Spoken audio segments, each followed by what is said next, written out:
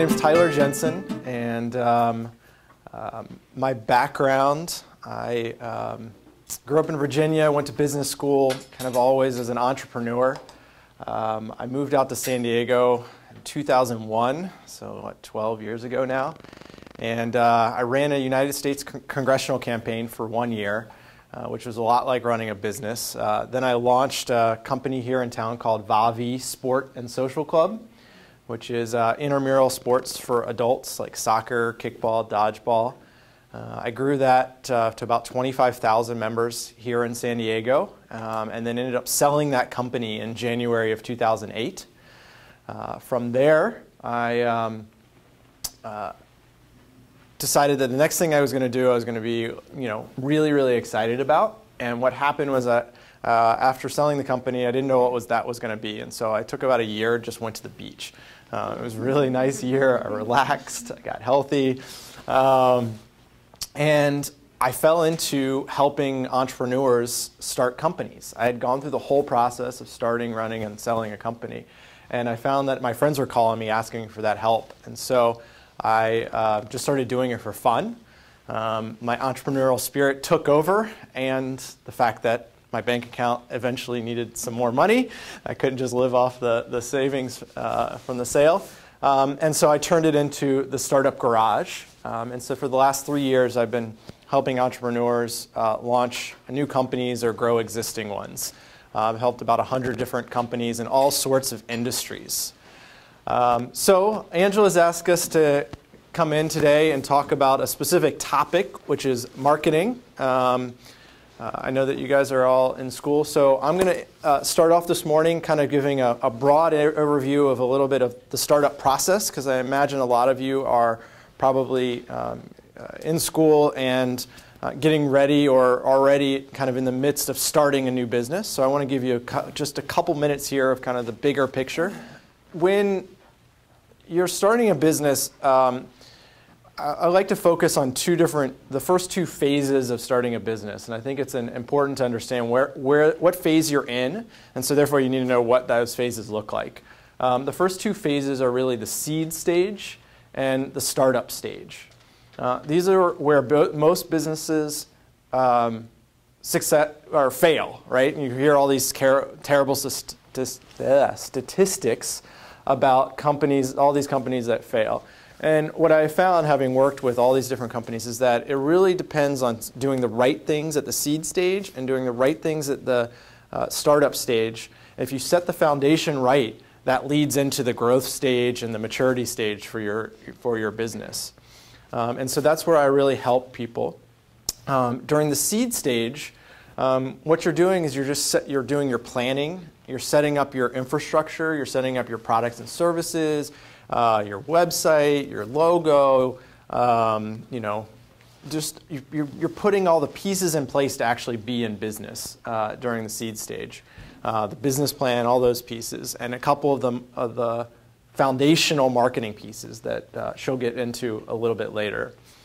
Then, after you finish the seed stage, you have launch, which is just a moment in time when you're open for business and you're ready to take money for exchange of your product or services. And then you enter the startup stage. Now, the startup stage is the most challenging stage for a couple of reasons. Number one, a lot of people have not prepared properly in the seed stage. They haven't taken the 3 to 6 months it takes to get all the planning and organization on the business side set up. They think, oh, I've got a great product, or I'm really good at massage or acupuncture, so it'll just work out. That's not necessarily the case. What you need to prepare yourself for, which I'm not sure what they teach here in terms of business, but you're going to be not only a service provider of whatever modality you've chosen, or several modalities, but you're also going to be a business owner. And I find, having worked with tons of these types of businesses, that a lot of times there's an underestimation of how much time it's actually going to take to run the business part of it. And that's where people come to me and say, listen, my business isn't doing well, I'm not making any money. And I go, oh, well, what are you doing for marketing? And they spout off a whole bunch of things. I'm like, oh, how many hours a week are you spending on that? And they're like, 1. I'm like, okay, well, that's not going to work. So in the startup stage, between delivering your product, doing marketing and sales, you'll probably spend 90% of your time running the business. And with accounting, legal, paperwork, all the other stuff, the last 10% there.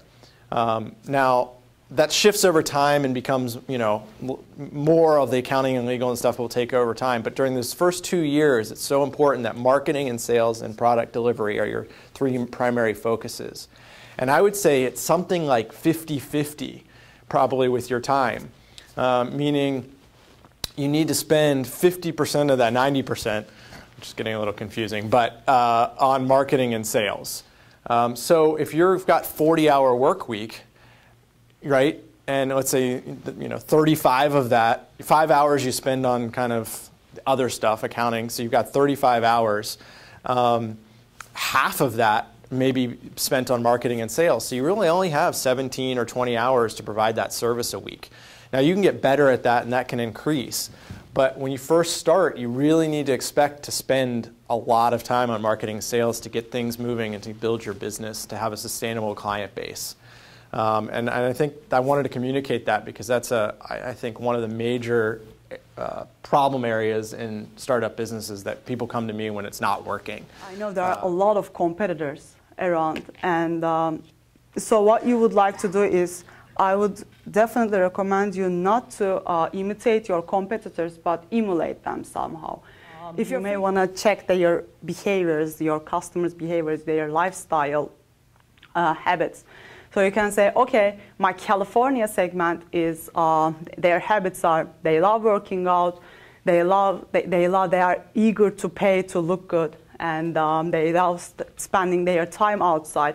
And my Texas segment is like, they are more traditional. They love to spend time at home. And so it's a potential market standing there. And I'm going to reach them when they are ready. But like there's definitely a potential there. So that's how you can actually segment your markets in terms of when you determine their lifestyles and their habits. Product description is actually really important. So you should sit down and write your product description. What is my product?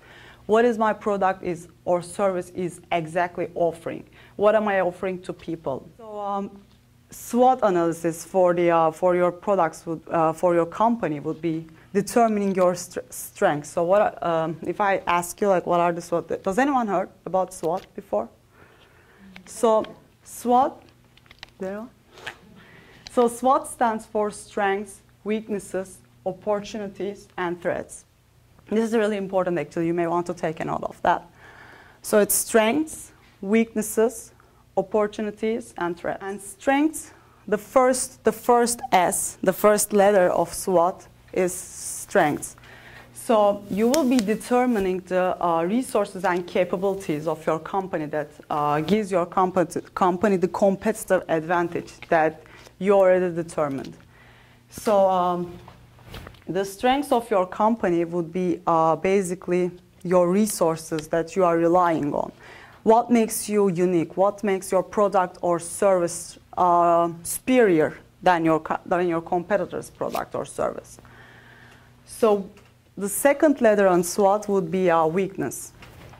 These are, and while you are doing this SWOT analysis, I would recommend you to be very honest with yourself.